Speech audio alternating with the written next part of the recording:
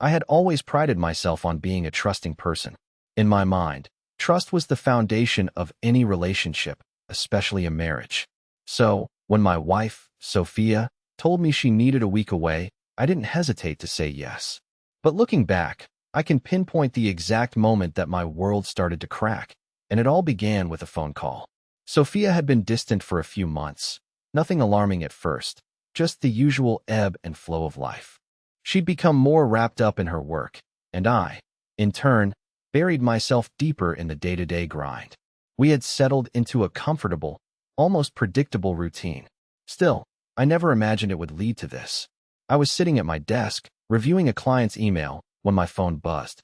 It was from Sophia. "Hey, I'm going to visit a friend upstate for the week. I need some time to clear my head. I'll call you later," the text read. It wasn't unusual for Sophia to go on little trips. She had her circle of friends, and I had mine. Still, something about this felt different. I chalked it up to my overactive imagination, the paranoia of being stuck in a routine. But I couldn't shake the feeling that something wasn't right. It was that nagging feeling, like when you misplace your keys but can't quite remember where you left them. The first few days went by like any other trip she took. A few texts, some phone calls, the usual check-ins. But as the days passed, something began to feel off. She stopped calling at night, a small thing, but it grew into something more unsettling. Every time I tried to reach her, the phone rang and rang, or the call went straight to voicemail. I told myself she was just busy, maybe reconnecting with old friends or exploring the area. But then, I received the message. It was late, and I had just finished a long day at work. I was lying in bed, scrolling through my phone, when I saw her name flash on the screen. "Hey, can you do me a favor? I need you to pick up something for me while I'm away." It seemed normal, but there was a tone to the message that didn't sit well. "No, I miss you." "No, I'll call you tomorrow. Just a request." I thought it was strange, but I figured maybe she was just busy. The next morning, I called her to ask about what she needed, but the call went straight to voicemail again. A tight knot formed in my stomach. Later that afternoon, I received another message, this time from a number I didn't recognize. "Hi, I'm Alex. I'm a friend of Sophia's. I wanted to check in and make sure you knew where she was staying. She's at a cabin upstate. She mentioned she hadn't been able to reach you." I felt my blood run cold. I didn't know this Alex, and while I wasn't the type to immediately jump to conclusions, something about the way this message was written raised alarms. The fact that Sophia hadn't mentioned anything about this person to me made my mind race with possibilities. Why was someone else contacting me about her? I texted Sophia immediately. "Who is this, and why are you staying with someone I don't know?" Her reply came back quickly, almost too quickly. "Don't worry. Everything's fine. I'll explain later." Later. That word. It felt like a damning silence, as if she was pushing something away that I wasn't ready to see. A few hours passed, and the thoughts swirling in my mind became unbearable. I decided to drive up and surprise her. Maybe I was overreacting, but I needed to see her. I needed to know everything was okay. I hadn't felt this unsettled since the time I first doubted her loyalty a few years ago. But that was a fleeting thought, gone as quickly as it came. This time, it wasn't going away. The drive took longer than expected. The winding roads through the trees and the isolation of the area left me with more time to think. What was she doing up there? Who was Alex? Was I being paranoid, or was something actually happening? I arrived at the cabin well after dark, a heavy fog rolling in from the mountains. I parked at the end of the long driveway, not wanting to be seen, and approached on foot. I could make out the soft glow of lights from inside. My heart pounded in my chest as I neared the window. I didn't want to spy, but I couldn't help myself. That's when I saw them. Sophia was sitting on a couch, laughing. But she wasn't alone. There was another man sitting beside her. His hand was on her shoulder. They were close, too close for my comfort. My stomach dropped. I couldn't make out their faces clearly through the window, but the image was seared into my mind. The way she looked at him, like she hadn't seen him in years, like she was happy to be in his company, was a feeling I knew all too well. I stepped back from the window, my mind spinning. This wasn't just a weekend getaway. This was something else entirely. I didn't go inside. I couldn't. My legs were shaking, my thoughts a blur. I could feel a storm building inside me, a mix of anger, hurt, and disbelief. The woman I trusted most in the world was sitting inside that cabin with someone else, someone I didn't know. and it wasn't just a casual interaction. It was intimate. Too intimate. I turned around and walked back to my car, leaving without a word. As I started the engine, I realized something. This was it. Everything had changed, and I didn't even know the half of it yet. I drove back home in a daze, the weight of what I had just witnessed heavy on my shoulders. I tried to tell myself it didn't mean anything, that I had misunderstood, that there was an explanation for all of it. But deep down, I knew I couldn't lie to myself anymore. Sophia had betrayed me, and I had no idea what to do next. The drive home felt longer than it should have, each mile stretching out as I replayed the images I had seen through the fogged window. Sophia laughing, leaning into another man, the way he touched her as if they were more than just casual acquaintances. My mind was racing with questions, none of which I had answers to. What had been going on? How long had this been happening? Why hadn't I noticed? When I finally got home, I stood in the doorway for a moment, staring at the empty house. The silence felt deafening. There was no warmth, no comforting hum of life that Sophia usually brought with her. The house seemed hollow, and I felt hollow too. My chest ached in a way I hadn't known was possible. I sat down at the kitchen table, trying to piece together what I had just witnessed. Maybe I was overreacting, I told myself. Maybe it wasn't what it looked like. But deep down, a small voice kept telling me that it was worse than I was willing to admit. I picked up my phone and stared at it for a while, my finger hovering over Sophia's name. I didn't know what I was going to say, but I knew I couldn't stay in this uncertain limbo. The wait for answers was unbearable. So, I sent her a message. "Who is Alex?" I typed, my fingers trembling. "And why didn't you tell me he was with you?" The message was blunt, but it was all I could manage. I had no idea how she would respond, or if she would respond at all. After hitting send, I sat there staring at my phone, waiting for a notification, waiting for something. But nothing came. The minutes dragged on, then an hour, and still no reply. That's when the doubt began to settle in. Was she avoiding me on purpose? Was she planning to lie her way out of this? My mind kept spiraling, imagining worst-case scenarios. But I knew one thing for sure. I couldn't let it go. I couldn't just let this moment slide, pretending I hadn't seen what I had seen. I checked my phone again. No new messages. It was already late, so I forced myself to get some sleep, though I knew it would be impossible. My mind raced with images of Sophia and Alex, the way she had looked at him, the way they were so comfortable with each other. I woke up early the next morning, restless and exhausted, but I had made a decision. I couldn't wait for her to come back and give me an explanation that might never come. I needed answers, and I needed them now. I decided to confront her. It was time to go upstate, to see Sophia face to face and demand the truth. There was no more waiting around for her to decide when to answer my questions. This was my life, my marriage, and I wasn't going to let it slip away without at least understanding what had happened. The drive felt different this time. Instead of the uneasy feeling that had lingered the day before, today I was determined. I was going to find out everything, no matter how painful it was. When I arrived at the cabin, I didn't waste time. I parked the car quickly, walked up to the door, and knocked. A few seconds passed, and the door opened. Sophia stood there, her face a mask of surprise, but I could see the guilt in her eyes before she even said anything. "Victor," she said, her voice faltering. "What are you doing here?" "Don't play games, Sophia," I replied, trying to keep my voice steady. "I saw you yesterday. I saw you with him." She stepped back, her expression going blank, but I could see the color drain from her face. She didn't even try to deny it. "Victor, please," she whispered. "It's not what you think." "Then tell me what it is," I snapped, my frustration bubbling to the surface. "Tell me why you've been lying to me. Why did you come here with him, and why didn't you tell me about him?" Sophia remained silent for a moment, her gaze downcast. It was the kind of silence that made me feel like I already knew the answer, but I needed her to say it. I needed to hear the truth from her lips. "I'm sorry," she finally said, her voice barely above a whisper. "It just happened. I didn't know how to tell you. I didn't know what to do." "What happened?" I asked, my voice tight with anger. "What do you mean it just happened?" She took a deep breath, her hands trembling as she spoke. "I've been seeing Alex for a few months now. I didn't mean for it to happen, but things just got complicated. I was trying to sort everything out, and I didn't want to hurt you. I didn't want to lose you." The words hit me like a slap in the face, and for a moment, I couldn't breathe. "You've been seeing him behind my back?" I asked, my voice shaky. I never wanted you to find out like this, she said, her eyes filling with tears.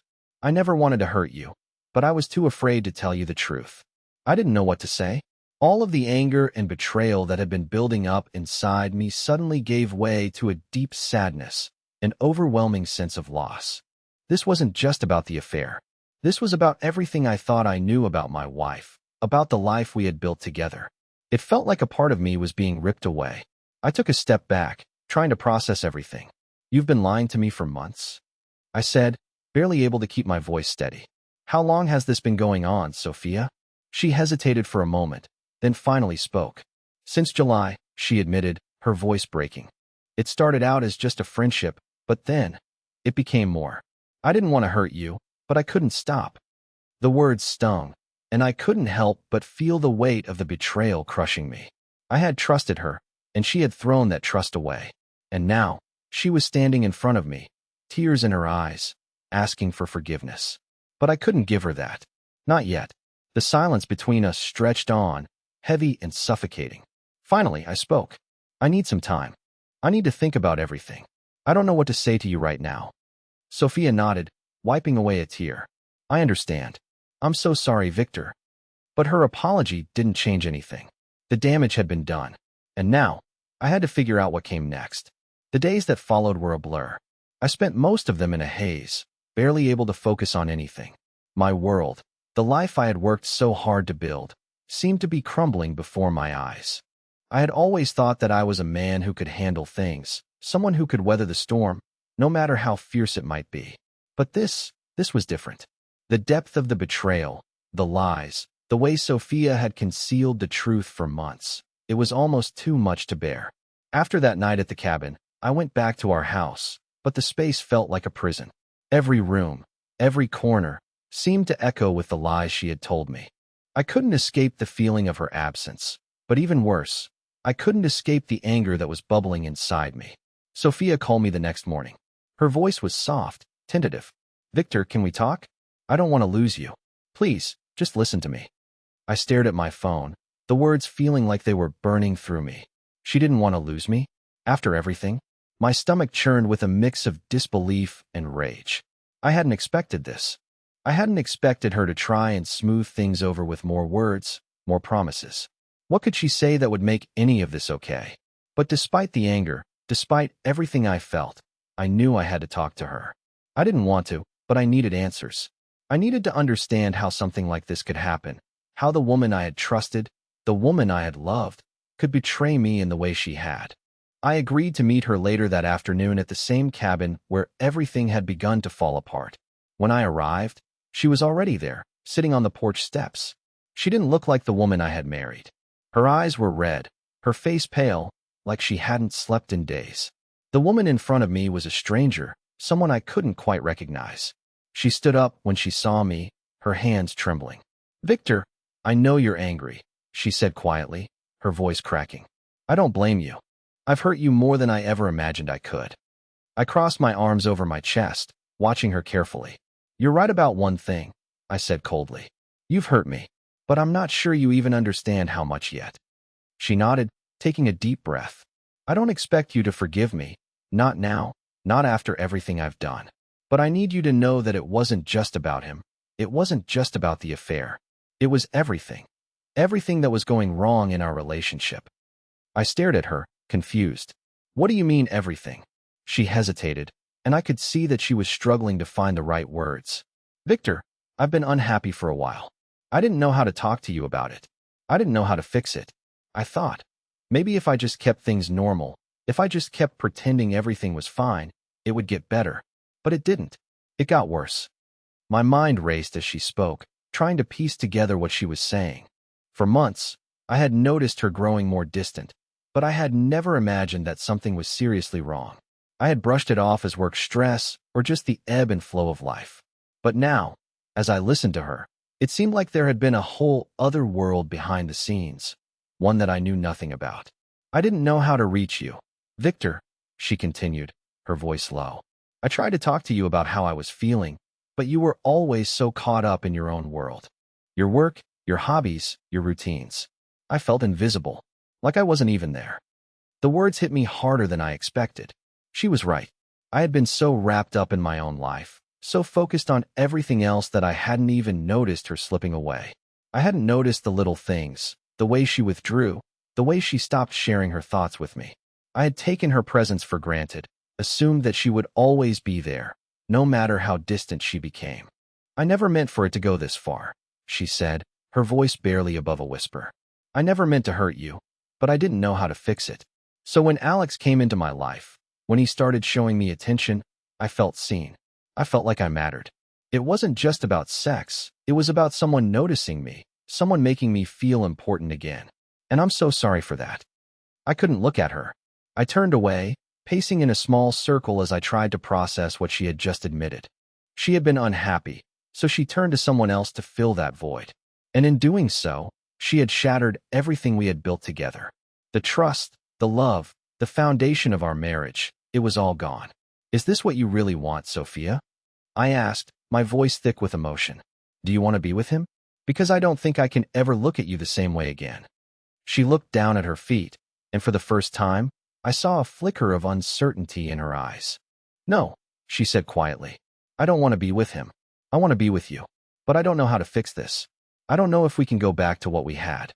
I took a deep breath, trying to steady my nerves. You've already broken it, Sophia. You've already broken us. I don't know if we can come back from this. I don't know if I can forgive you.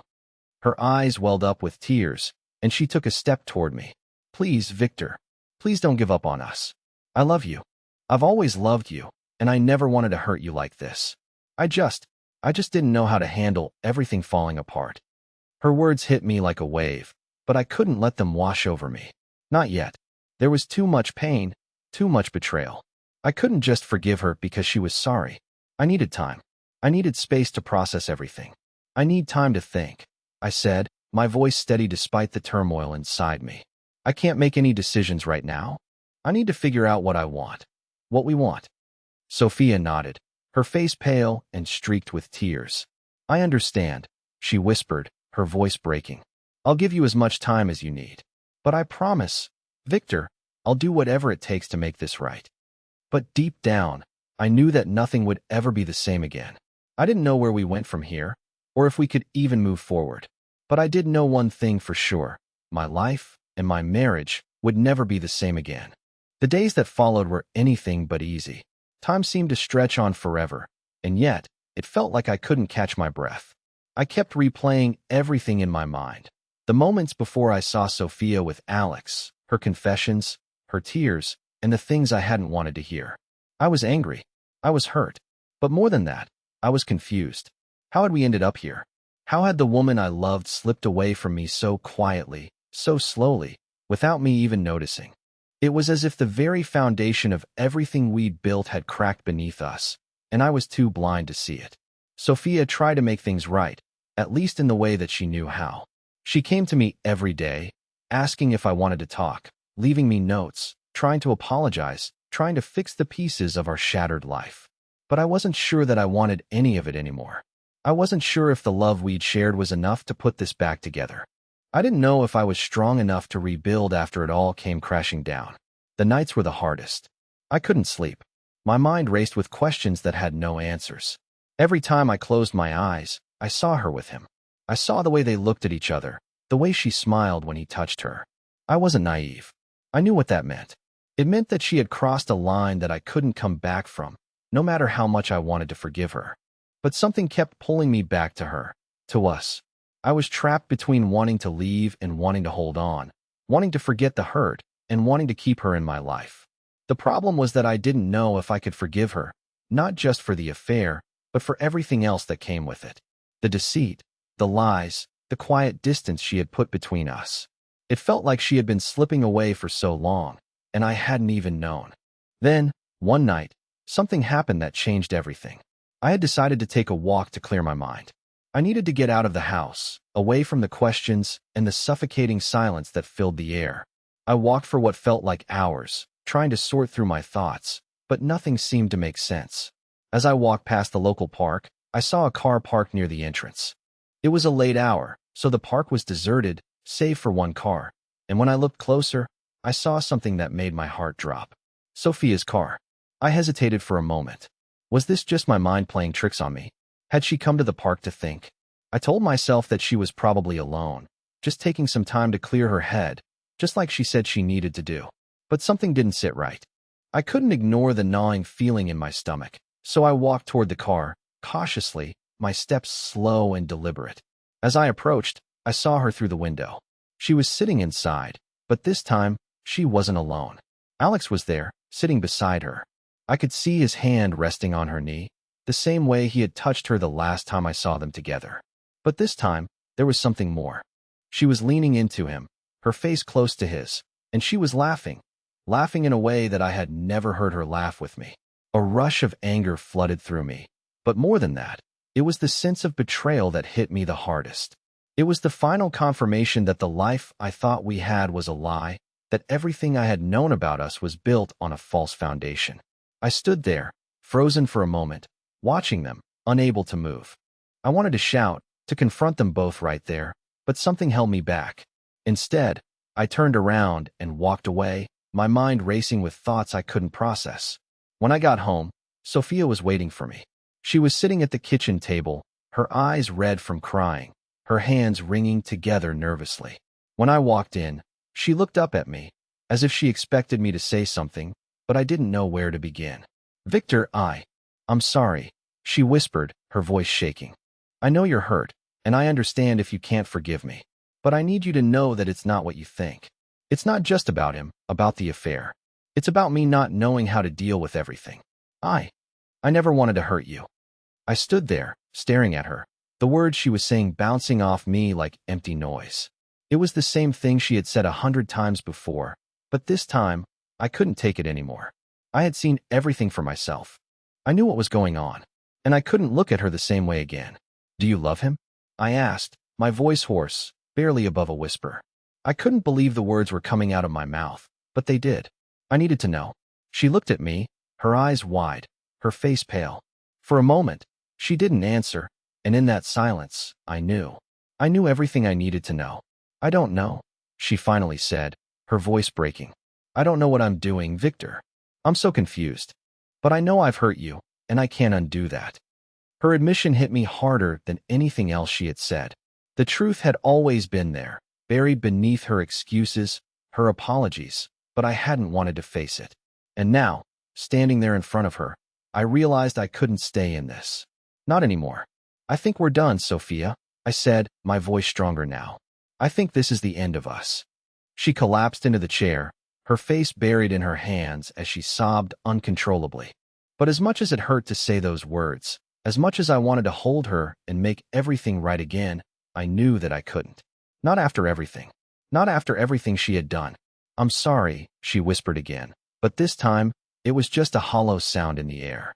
I turned away and walked out the door, leaving her behind, leaving the life I thought we had. And as I stepped into the cold night air, I realized that I had nothing left but the pieces of a shattered trust and the long road ahead of me. The days after that night felt like a slow-motion blur, where nothing seemed real. I was numb, walking through the motions of everyday life, but every step felt like I was walking through thick mud. The weight of what had happened was pressing down on me, and I couldn't shake the image of Sophia with Alex. Their closeness, the way she looked at him, the way everything I thought I knew had crumbled. I tried to focus on work, tried to keep busy, but the thoughts wouldn't leave. The hurt was still there, deep inside, and no amount of distraction could bury it. I avoided Sophia for the first few days after our conversation. I stayed at the apartment I had rented, trying to sort through the mess that my life had become. It wasn't just the affair that was tearing me apart, it was everything. The lies, the secrets, the realization that my trust had been shattered. I had loved her. I had trusted her more than anyone in my life. And now, that trust was gone, replaced by a gnawing, suffocating sense of betrayal. It was the silence that haunted me the most. The silence between us was deafening, a constant reminder that we had fallen into this pit of deception and lies. I kept wondering if things could ever go back to the way they were, or if that was even possible. Could I ever forgive her? Could we ever rebuild the life we had once shared? Part of me wanted to believe that there was still a chance, but the other part of me knew the truth. Things would never be the same again. A week passed, and then another. Sophia kept trying to reach out to me, sending texts, calling, but I couldn't bring myself to respond. Every time I saw her name on my phone, my stomach would tighten, and I would throw the phone down in frustration. The truth was, I was scared. Scared of what I would feel if I saw her again, scared of what it would mean for us, scared of what the future held. Then, one evening, I received a message that I wasn't expecting. It was from her, but it wasn't just another apology. It wasn't a plea for forgiveness. It was a confession. I'm meeting Alex tonight. I need you to know the truth. It's not fair to keep running from this. You deserve to hear it all. I stared at the message, feeling the blood drain from my face. It was like she was daring me to come back, daring me to confront the final reality of what we had become. She was going to see him, and she was asking for my permission, or maybe she wasn't asking at all. The knot in my stomach twisted tighter as I thought about it. Was this it? Was this the final blow, the final chapter in our story? I didn't know if I could handle the truth. I didn't know if I wanted to hear more of the things I had been avoiding for weeks. But one thing was certain. I couldn't let it go on like this. I had to see it for myself. I got dressed quickly, almost mechanically, like I was preparing for something inevitable. I didn't know where I was going or what I was going to do, but I knew that I had to find out. I had to know if I could look her in the eyes again and say goodbye, or if I could somehow salvage the pieces of what was left. I drove to the place she had told me she would meet him, a small cafe tucked away in a quiet part of town. When I arrived, I didn't park directly in front. I stayed in the shadows, watching. For a while, nothing happened. I sat in my car, staring at the entrance, my mind spinning with every possible scenario. Maybe it would be a quick meeting, maybe it would be a final conversation, and then they would go their separate ways. But in my heart, I knew better. This wasn't about closure. This was about something much darker. Then I saw them. Sophia walked in first, her head down, her shoulders slumped. She looked nothing like the woman I had married, the woman who used to light up the room when she walked in. She looked tired, defeated. Alex followed her inside, his hand resting on her back in a familiar gesture. The sight of them together made me want to turn away, to leave before I saw anything else, but I couldn't. I had to know. I watched as they sat down at a table in the corner. Alex leaned in, speaking softly to her, his hand brushing her arm. I could see the way Sophia reacted, how she smiled at him, how she leaned in close to listen. I could feel the anger bubbling up inside me, but I pushed it down. I had to keep my composure. I had to understand everything. For the next 20 minutes, I sat there, barely able to breathe, as they spoke to each other. I didn't know what was being said, but the way they looked at each other told me everything I needed to know. It wasn't just an affair. It wasn't just a mistake. They had built something together, something that had become real, something that had taken root in the cracks of my marriage. It was then that I realized something I had been refusing to see. This wasn't just about me. This wasn't just about our marriage. Sophia had made a choice. She had chosen him, and I had been a part of her life only as long as it suited her. I felt the crushing weight of that realization. I had been a fool to think I could fix this. I had been a fool to believe that love could conquer everything. Love couldn't fix lies. Love couldn't undo betrayal. I sat there for a long time, watching them, my thoughts clouded by the sting of the truth. Sophia was no longer the woman I knew. She had changed, and I had to let her go. I drove away, my heart heavy, knowing that I couldn't go back. The life I had dreamed of, the life I had imagined for us, was gone. The lies had already been told. The trust had already been shattered. And all that was left was the painful reality that I had to accept. Sophia had made her choice, and now it was time for me to make mine. The road ahead was uncertain, but I knew one thing for sure. I was done living in the shadows of what could have been. It was time to move forward, no matter how hard it was. I didn't sleep that night. In fact, I don't think I really slept the entire week that followed. My mind was consumed with thoughts of Sophia and Alex, of what I had seen, of what I had heard. Every moment felt like it was dripping with the bitter taste of betrayal, and no matter how hard I tried, I couldn't escape it. I couldn't forget the image of them together, of the ease with which she had leaned into him, the way they had spoken to each other as if I wasn't even part of her world anymore. It wasn't just the affair, it was the way she had slipped away from me, piece by piece, until I was nothing more than an afterthought in her life.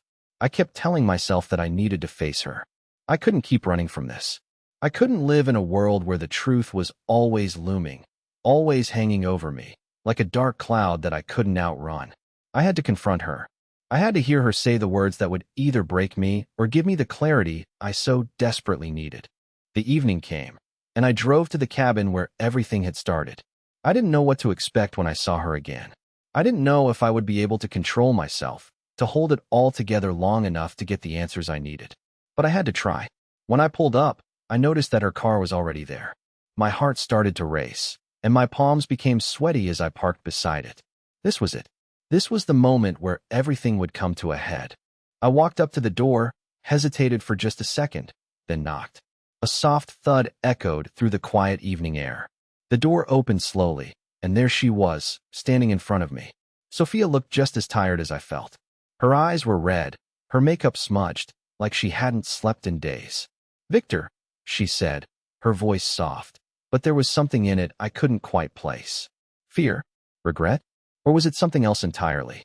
I stared at her for a long moment, trying to find the words to say, but I couldn't. I couldn't form any coherent sentence because, deep down, I was still unsure of what I even wanted. "Can we talk?" she asked, almost pleading. I stepped inside without saying a word, and she closed the door behind me. We stood in the living room for a few seconds, the silence between us heavy, suffocating. It felt like everything in this room was designed to remind me of the life we once shared. The old couch we bought together, the picture frames on the mantel, the bookshelf we filled with our favorite novels. But now, all of it seemed distant, like a different version of reality I could no longer reach. I took a deep breath, trying to steady myself. "I saw you," I said, my voice cold but steady. "I saw you with him the other night." Her face went pale, and she looked down at the floor, her shoulders slumping as if the weight of my words had crushed her. "Victor, I didn't." "Don't," I interrupted, raising my hand. "Don't try to explain it. Don't tell me it's not what I saw, because I know what I saw. I saw the way you looked at him, the way he touched you. You don't get to make excuses anymore." I paced back and forth, my heart pounding. "I don't care what you say, Sophia. The truth is right there, in front of me. You've been lying to me for months. And you expect me to believe that it wasn't intentional? That it wasn't real?" I could see the tears welling up in her eyes, and part of me wanted to reach out and comfort her, but I couldn't. "Not now. Not after everything. I never meant for this to happen," she whispered, her voice trembling. "I didn't know how to fix things between us. I didn't know what to do. Alex made me feel like I was seen again. I thought it was harmless at first, but I was wrong. I'm so sorry, Victor. I never wanted to hurt you. I never wanted it to go this far." I stopped pacing, turning to face her. "But it did go that far, didn't it? It's too late for apologies, Sophia. Too late for explanations. You've already made your choice. You chose him, and I was just left behind. You didn't think about me, about us, when you made that decision. You didn't think about the consequences. You only thought about what you wanted in that moment." She shook her head, tears streaming down her face now. "I was lost, Victor. I didn't know how to handle everything. I didn't know how to fix what was broken between us. And I made the worst mistake of my life. I'm sorry. I never wanted this to happen. I never wanted to lose you." But it was too late for apologies. Too late for regret. I stared at her, feeling a mixture of anger, sadness, and exhaustion. "You don't get to take back what you've done, Sophia. You don't get to pretend that everything can go back to normal just because you're sorry. The truth is, we're not the same anymore. And I'm not the same. What we had, it's gone." Her body trembled as she cried harder, but I couldn't comfort her. I couldn't hold her in my arms like I used to. Not after everything. Not after all the lies. "I've made my choice too," I said quietly. "I can't keep living in this. I can't keep pretending that nothing happened. I don't know what's next for me, for us, but I know one thing. I can't stay in this broken version of what we were." She nodded, her lips quivering, and I could see the heartbreak in her eyes, but it didn't make me feel better. It didn't make the pain go away. "I'll leave," she said softly. "I'll give you the space you need. I'll leave you alone, Victor." I nodded, not trusting myself to say anything else. There was nothing left to say. The damage had been done, and I couldn't undo it. As I walked out of the door, leaving her behind in the house that used to be ours, I felt the finality of it all. It was over. I didn't know where I was going or what I was going to do next, but I knew I couldn't stay in the past anymore. The road ahead was uncertain, but it was mine to walk, and I had no choice but to walk it alone. The days that followed my final confrontation with Sophia felt like a whirlwind. The emotions were relentless. Anger, betrayal, sadness, all swirling inside me like a storm that wouldn't let up. I had thought that walking away would bring me some kind of peace, but it didn't. Instead, it felt like I was drowning in a sea of unanswered questions, trapped in a silence that was deafening. I stayed in the small apartment I had rented, trying to block out everything and everyone. Work became an escape. I threw myself into my projects, lost in the familiar routine of deadlines and meetings, as if burying myself in tasks could bury the pain as well. But every time I sat still for more than a few moments, the memories came flooding back. Sophia's face, her tears, the way she had begged for forgiveness, the words she said, the empty promises. None of it felt real anymore. The person I had trusted, the person I had loved, was gone. In her place was a stranger, a woman who had chosen someone else, a woman who had betrayed everything we had built together. Sophia kept texting me. At first, I ignored the messages, hoping that with time, the space would allow me to heal. But then the messages became desperate. "Victor, please talk to me. I'm so sorry. I need you to understand. I never meant for this to happen." Every text felt like a weight pressing down on me. But no matter how hard I tried to read them, to make sense of her words, they just felt like empty pleas, like nothing could undo what had already been done. I didn't know if I could forgive her, and deep down, I didn't think I ever would. One evening, I sat on the balcony of my apartment, staring at the city lights below. The quiet hum of the traffic was almost soothing, but it did nothing to ease the turmoil inside me. My phone buzzed. It was a message from Sophia again. This time, it wasn't an apology. It wasn't a plea. It was something different. "I've made a decision," she wrote. "I've left him. I can't keep doing this. I want to fix things with you. I know I've hurt you, but I'm willing to do anything to make it right. Please, Victor, give me a chance." The message hit me like a brick. I stared at the screen for what felt like an eternity, my mind racing. Part of me wanted to believe her. Part of me wanted to believe that she could change, that we could somehow find our way back to each other.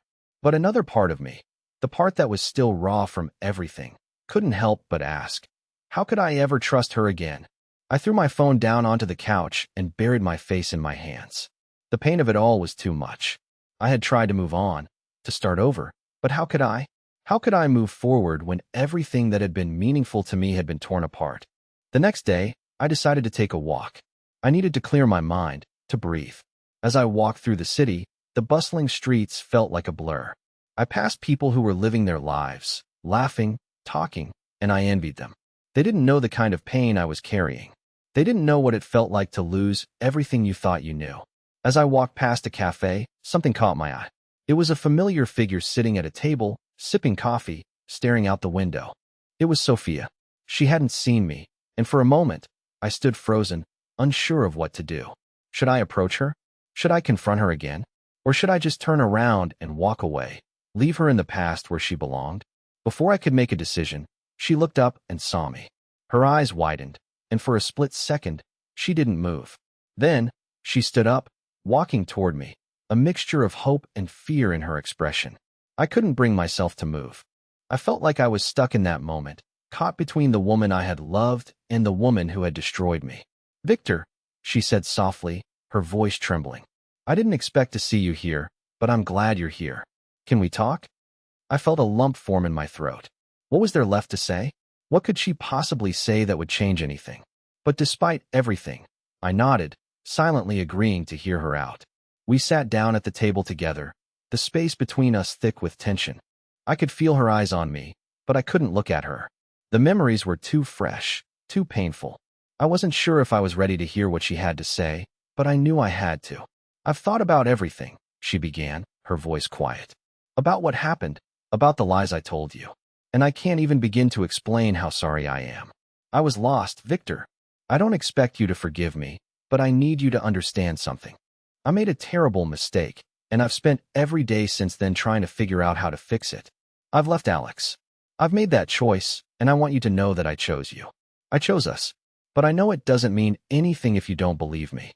I looked at her, and for the first time, I saw something different in her eyes. It wasn't just regret. It was a kind of desperation, a plea for something that I couldn't give her. "You think I can just forget all of this?" I asked, my voice shaking. You think I can just pretend that everything is okay? You broke me, Sophia. You broke everything. I don't know how to fix that. I don't know if I can ever forgive you. She flinched at my words, but I didn't care. The truth was that I was still hurting. The truth was that I wasn't ready to forgive her, and maybe I never would be. I wasn't sure if I was even capable of it anymore. I don't know if you can forgive me, she whispered, her voice breaking. But I will do whatever it takes to prove that I'm not the person I was when I hurt you. I know I've destroyed everything, but I want to try to make it right. If you'll let me. Her words hung in the air between us, but I didn't know how to respond. I didn't know if I wanted to give her that chance. All I knew was that I had a choice to make, and that choice wasn't going to be easy. I stood up, my heart heavy with the weight of it all. I don't know what I want anymore, Sophia, I said, my voice barely above a whisper. But I need time. I need space. I can't make this decision right now. I walked away without looking back, knowing that the path ahead of me was uncertain. The future was blurry, and I couldn't see what lay beyond it. But what I did know was this: the silence between us wasn't over, and neither was the pain. The next few weeks were an emotional roller coaster. I spent a lot of time alone, trying to piece together the fragments of my life. It wasn't easy. The constant tug-of-war between wanting to move on and not knowing how to let go was exhausting. I kept replaying the moments of my life with Sophia, the good and the bad, and asking myself if I could really forgive her, if I could trust her again. The pain was still raw, but it was starting to dull, just a little. Maybe because I had begun to accept that healing wasn't going to happen overnight. And maybe, just maybe, there was a chance that things could be better. One evening, I received a message from Sophia. I had been avoiding her calls, and truthfully, I had been avoiding her messages as well. I wasn't ready for another conversation, not yet. But this time, something about her message stopped me in my tracks. It was simple. It wasn't desperate or filled with promises. It was just an invitation. Victor, it read, I don't want to ask for your forgiveness right now, but I would like to start over, in a way that feels right for both of us. No pressure, just a walk, some coffee, and the chance to talk. Please let me know when you're ready. No rush. Just know I'm here. I read the message several times, letting the words sink in. She wasn't asking for forgiveness. She wasn't demanding anything from me. She was offering the one thing I had needed more than anything: time.